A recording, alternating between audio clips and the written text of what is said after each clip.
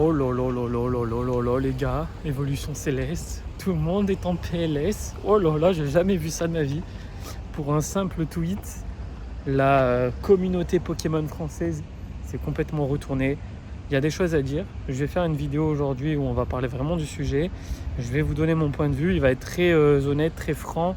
Et voilà, je vais vous dire les choses comme je les pense. Il n'y aura pas trop de filtres dans cette vidéo, mais je trouve certaines choses vraiment ridicules, donc on va en parler en vidéo. Mais avant de commencer la vidéo et de parler d'Évolution Céleste, je suis actuellement en live sur l'application Whatnot. On s'ouvre plein de boosters trop cool, notamment du Évolution Céleste, du 151 japonais, du voltage éclatant, du bloc épée et bouclier, du Zénith suprême, etc. Le concept c'est roue de la fortune. Vous avez 15 € offerts avec le premier lien en description de cette vidéo. Je compte sur vous pour revenir. Je fais 3 lives cette semaine, ça va envoyer du charbon les gars. Et il y aura plein de trucs sympas à les récupérer, même des cartes vintage. Bon alors pour commencer, on va faire un petit résumé.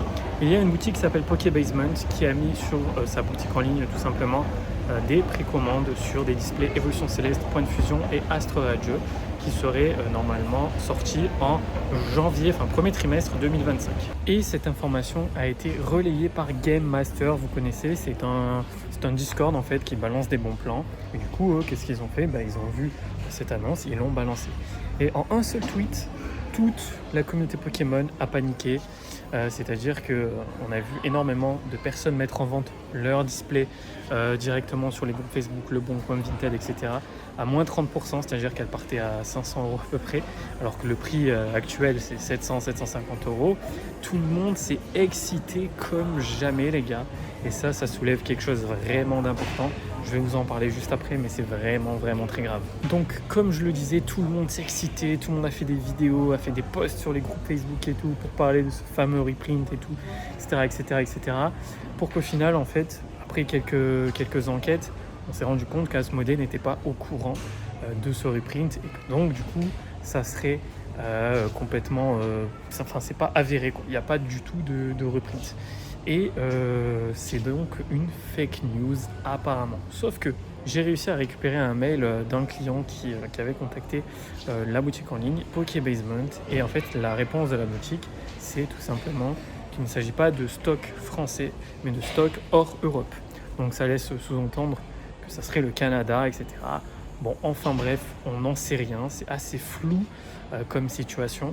C'est assez flou parce que pourquoi Pokébasement ferait ça? Ils avaient mis des displays à 250 €. 250 €, en réalité, c'est un bon prix. On va arrêter les gars à 250 €. C'est un bon prix, sachant que quand tu es professionnel, tu touches les prix retail, ok, on est d'accord. Mais pourquoi tu vas vendre au prix, on va dire, conseillé, alors tu sais très bien que tu vas pouvoir faire ta marge? Faut arrêter. Moi, si j'étais une boutique, t'inquiète pas que j'aurais pas mis les displays Évolution Céleste à 190 €. Hein. Faut arrêter d'être hypocrite les gars. Si j'avais une boutique, t'inquiète pas que mes displays EB7, si j'en ai 20 ou 30, je les mettrais à 250 € minimum. Petite pause Évolution Céleste, là on check un peu ce qu'il y a dans les rayons. Ouais, mon vlog n'a aucun sens. Donc il y a plein de fables nébuleuses. Et là on a du mascara d'ici, on a du force temporelle. Et on a encore des coffrets en Finopie juste ici, mais malheureusement on n'a pas les duo packs EP9 et Origine perdue. Ensuite les gars, moi je me pose une question. Si tout ça c'est faux, si tout ça c'est pipé, quel est l'intérêt de Pokébasement de lancer des précommandes sur des séries appréciées? Ok, vous allez me dire récupérer de la trésorerie. Oui, sauf que tout le monde a été remboursé, toutes les personnes qui ont demandé remboursement ont été remboursées. Donc, et ils ont été remboursés directement par le moyen de paiement qu'ils ont utilisé. Donc ok, à part entacher sa réputation, entre guillemets manipuler le marché ou quoi, si je vois aucun intérêt de faire ça. Et puis il y a certaines théories qui disent que c'est peut-être une erreur et que c'était EV7 qui était annoncé. Mais EV7 les gars, ça sort dans 2 mois. Donc je comprends pas trop, je comprends pas pourquoi, quel est l'intérêt de Pokébasement de faire ça. Donc voilà, si vous avez plus d'infos dans les commentaires les gars, dites-moi. Mais pour moi, je pense sincèrement qu'on ne sait pas tout. Il y a plein de gens qui disent également que non, c'est pas possible, reprint des séries EP bouclier 2 ans après. Non les gars, c'est possible, c'est du récent les gars. Tant qu'il y aura le bloc écarlate et violet, le bloc épée bouclier pourra être réimprimé. Ça fait des mois qu'on le voit les gars, faut arrêter des conneries. On parlait d'Origine perdue, etc. Aujourd'hui, Origine perdue, on en retrouve à Bâle, on retrouve du Tempête argentée, on a retrouvé du Astre radieux. Les gars, arrêtez de dire que c'est fini, épée bouclier, ça ne sera jamais réimprimé. Si, tant que ça sera encore écarté violet, encore pendant, je pense, 3, 4, 6 mois, je pense très sincèrement qu'on n'est pas à l'abri de reprint, de restock, de séries du bloc épée bouclier. Ça, c'est mon point de vue, il n'engage que moi. Je l'ai toujours dit et ça s'est avéré à chaque fois. À chaque fois que tout le monde disait non, c'est fini et tout, on a eu du Origine perdue qui est revenu. Ça a été également le cas pour Star étincelante, les amis. Pourtant, on est sur EB9, il y a eu du EB8, donc pourquoi pas EB7 aussi. C'est tout à fait possible pour moi. En tout cas, c'est mon point de vue. Si vous n'êtes pas d'accord, pas de souci, on peut l'entendre, les gars, mais moi, c'est mon point de vue. Hop là, petite pause évolution céleste, on check au champ maintenant. Bon, il y a les anciens Duopack avec du Paldea, malheureusement, c'est pas ce qu'on cherche. Là, vous avez les Mini-Teen, il y a encore du Femme Nébuleuse un peu partout. Là, vous avez le Duopack Origine perdue, Mascarade. On a encore du Paldea, ça c'est plutôt cool. J'avais récupéré une Pokébox Dracofeu ici en mode random. Des magnifiques coffrets, franchement incroyables. Il y a même des ETB ici. Mais il n'y a toujours pas les Duopack qu'on recherche. Donc ça, c'est dommage. Mais du coup, les gars, moi, mon point de vue, ce que je trouve vraiment ridicule, c'est à quel point ça a pu bousculer tout le monde. Franchement, les gars, redescendez, quoi. C'est juste des displays évolution céleste. Je veux bien qu'il y ait des gens qui aient des investissements derrière et tout. Mais désolé si je vais être un peu brut de décoffrage. Mais les gars, c'est quoi ces investissements à 2 balles? Si dès l'annonce d'un tweet sur un potentiel reprint, vous vendez la seule display évolution céleste que vous avez parce que vous paniquez, les gars, ça sert à rien de faire du business dans Pokémon. Hein. Je suis désolé, les gars. Hein. Mais vous croyez que les mecs qui ont 400, 500 displays devant eux ont été inquiétés? Oui, on a vu la story de Pokelmo qui disait qu'il vendait ses 500 displays. Mais les gars, je pense que c'était un gros troll, tu vois. La vérité, c'est que quand tu es dans le milieu et que tu investis beaucoup d'argent, tu t'en fous, quoi. Genre, c'est pas parce qu'il y a un potentiel reprint que ça y est, il faut s'exciter et tout revendre. Et c'est avec ce genre de comportement que l'on se rend compte à quel point le marché des cartes Pokémon françaises sur le récent est fragile. C'est un marché, mais d'une fragilité extrême. J'ai été choqué de voir à quel point tout le monde a paniqué pour un simple potentiel reprint, les amis. Non, mais c'est quoi ce beans? Même si demain Pokémon Company annonce un restock ou un reprint, croyez-moi, les gars, les displays à 750 € aujourd'hui, elles vont peut-être diminuer à 500, 550, mais elles vont remonter.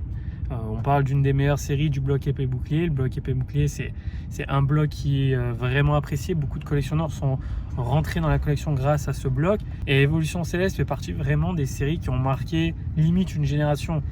Mais ça sert à rien de paniquer, les gars. Ça prouve très sincèrement à quel point il y a des personnes dans le milieu qui se pensent investisseurs, qui achètent 2-3 displays et qui au final, dès qu'il y a une annonce, les revendent direct.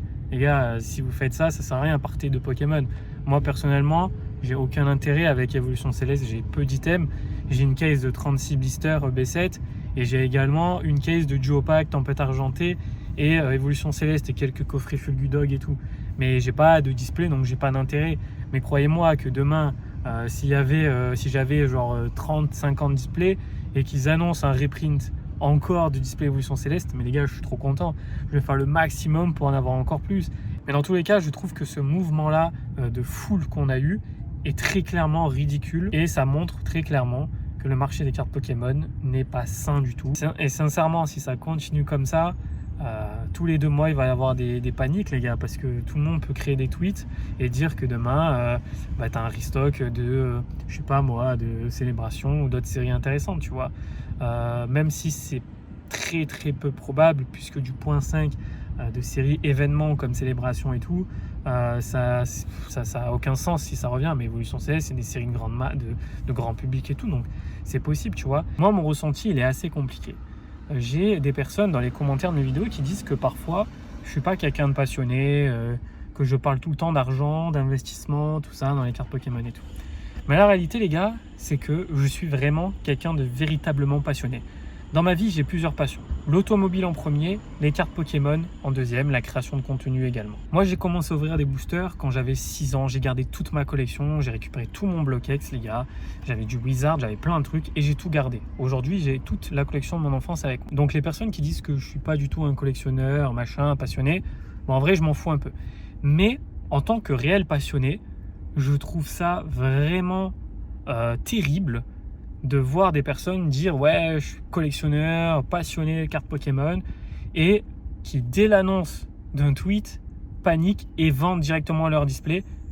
Pour moi, ça c'est un comportement de personne qui n'est pas passionnée.